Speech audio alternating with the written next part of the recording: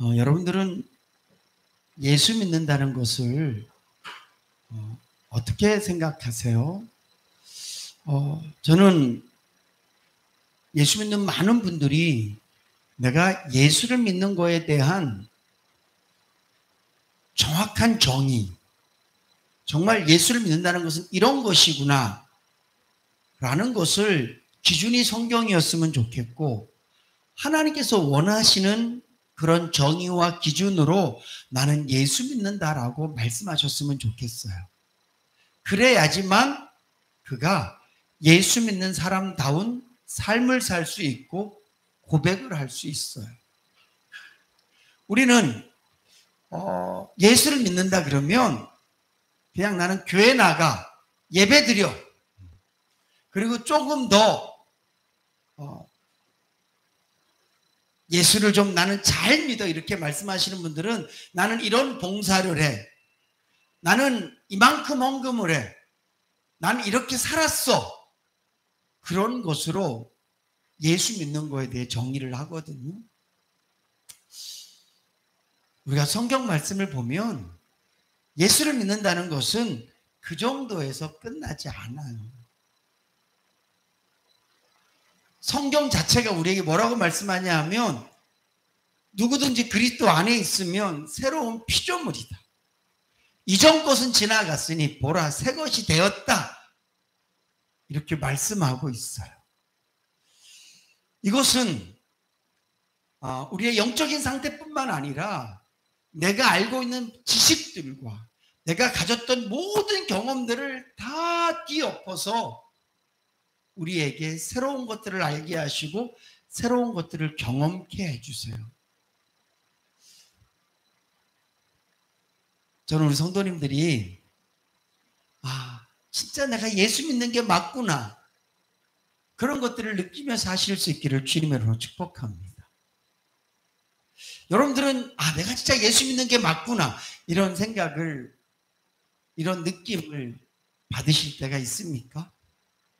하나님 우리 아버지가 맞구나, 그런 마음이 드실 때가 있습니까? 진짜 중요하거든요. 이게 예수 믿는 즐거움이에요. 이게 예수 믿는 맛이에요. 그냥 나는 교회 다녀요. 나는 수요일이니까 교회 가고, 나는 목사니까 목회하고.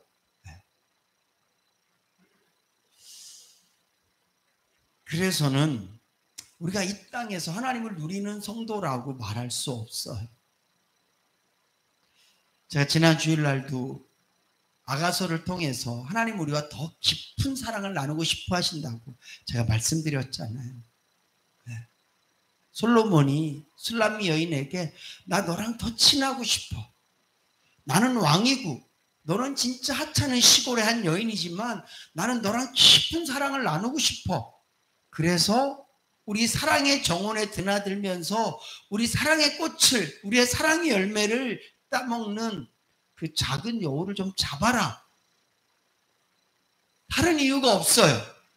괴롭히려고 그렇게 말씀하시는 게 아니라, 노는 꼴을 못 봐서 그렇게 말씀하시는 게 아니라 사랑이 더 깊어지기 위해서. 우린 예수를 믿으면 나는 예배 시간이 더 늘어났습니다. 나는 기도 시간이 더 늘어났습니다. 나는 헌금을 더 많이 하게 됐습니다. 그런 고백이 아니라 난 하나님의 사랑을 더 많이 알게 됐어요. 하나님 정말 이런 분이시네요. 이런 고백들이 늘어나야 돼요. 저는 우리의 삶 가운데 그런 고백이 늘어나실 수 있기를 주님의 이름으로 축복합니다. 성도님들이 이렇게 말씀드리면 좀 오해하시는 게,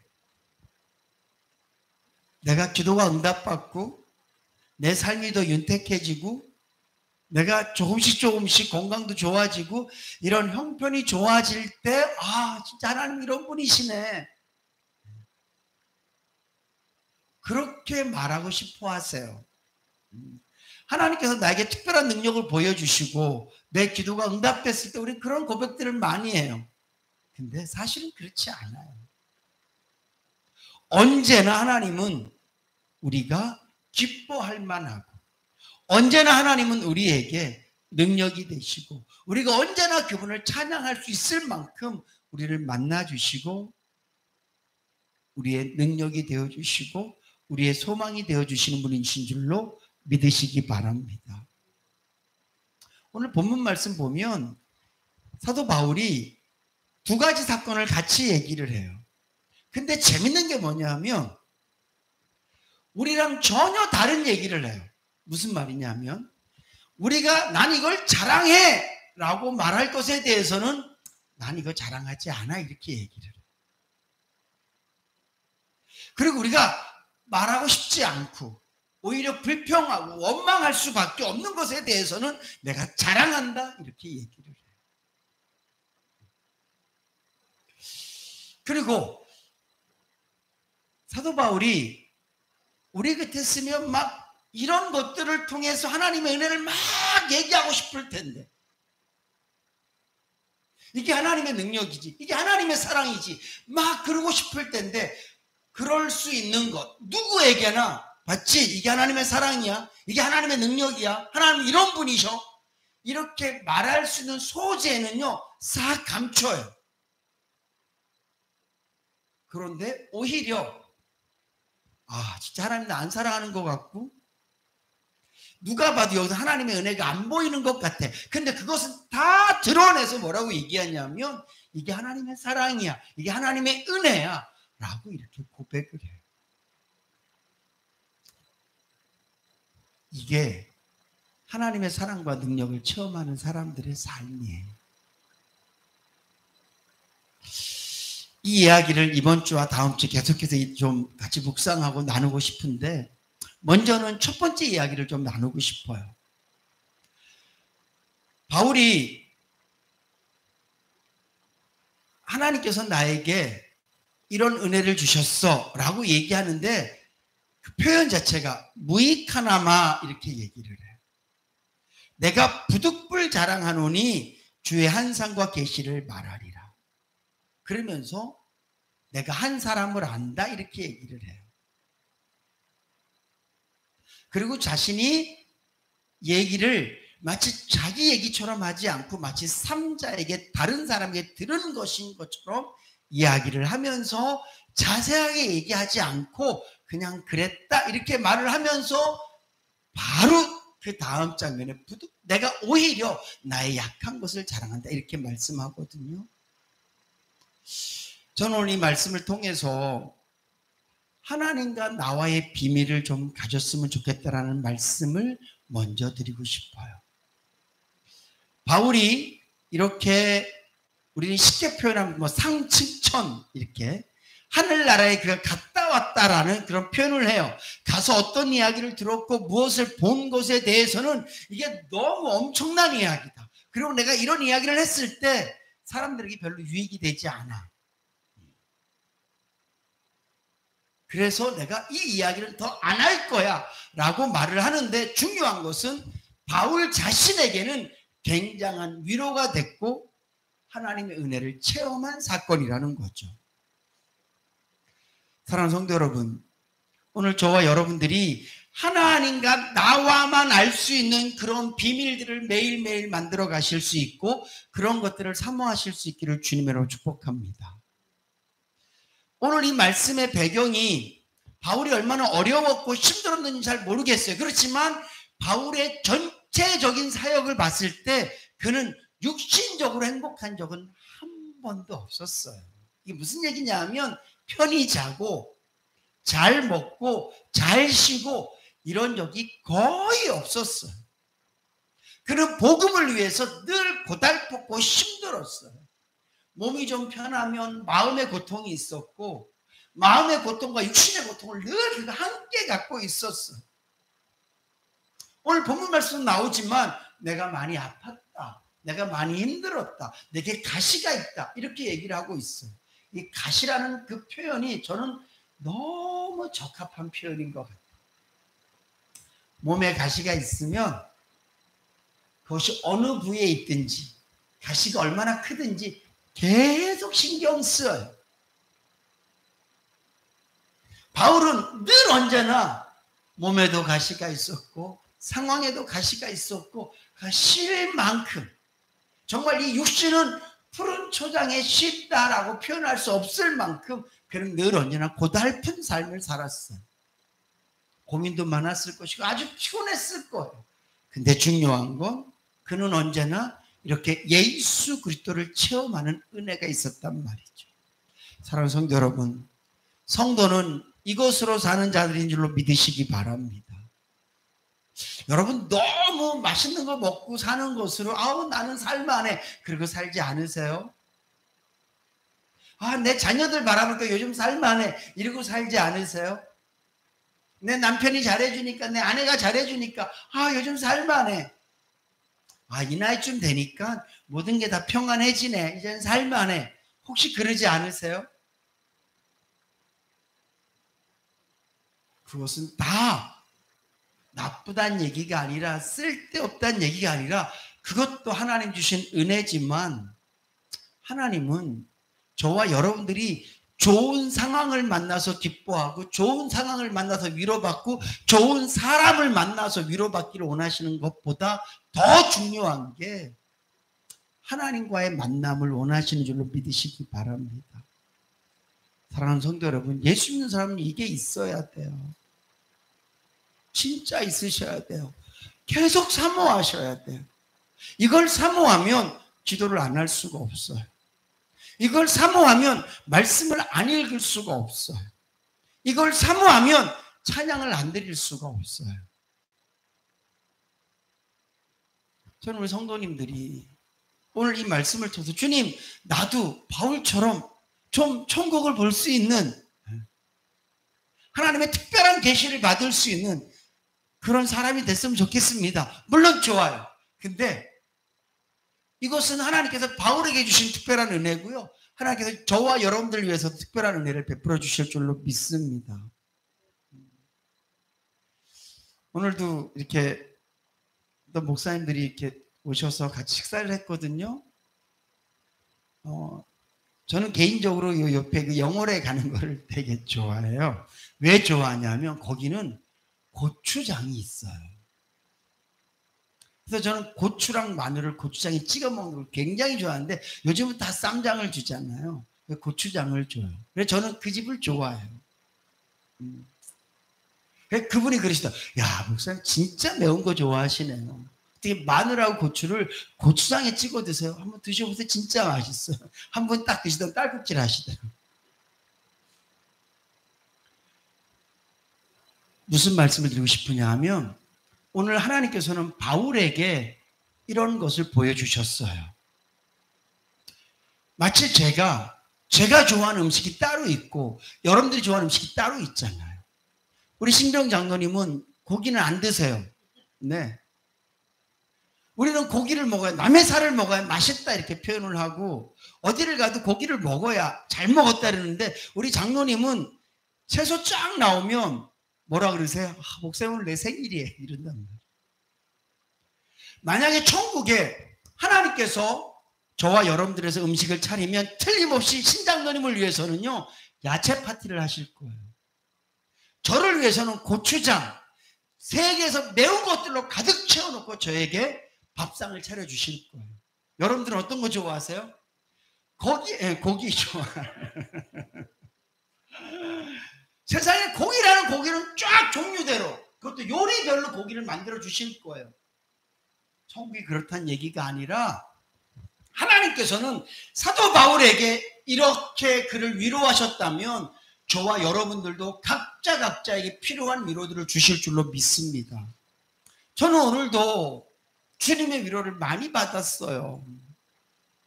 저는 다른 거 없어요. 그냥 말씀 묵상이에요. 하나님 말씀 묵상하고 찬양하고 잠깐 주님 그러면 주님께서 제 마음속에 말씀으로 위로해 주세요.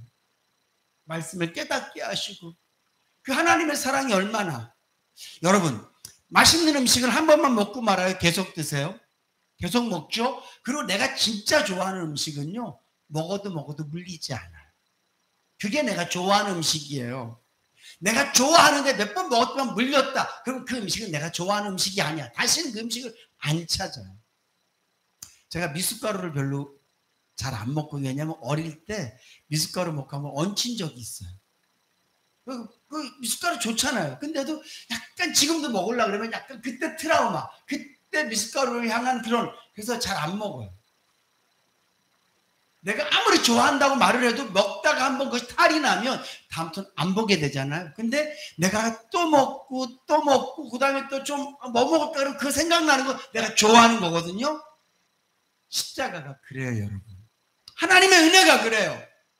십자가 은혜. 목사님 왜 매주마다 십자가 은혜를 얘기하는 거예요?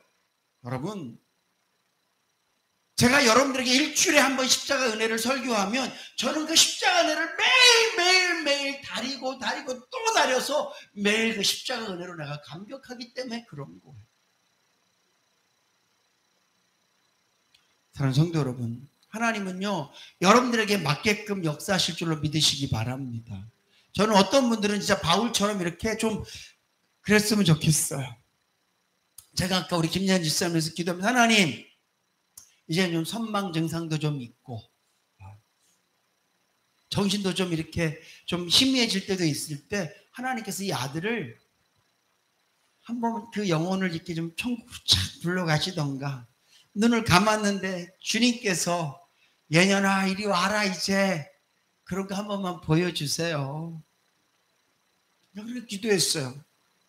하나님 이제는 우리 김여인 집사님이 그 환하게 웃고 계시고 예년이를 위해서 준비한 그 천국을 바라보면서 그게 진짜로 이렇게 그 영안이 열려서 이렇게 탁 봐서 그냥 이제는 기쁨으로 내가 달려갑니다, 그럴 수 있도록 아들에게 한번 은혜를 베풀어 주세요. 그렇게 기도했었거든요. 누군가에게는 그런 은혜가 주어질 수도 있어요.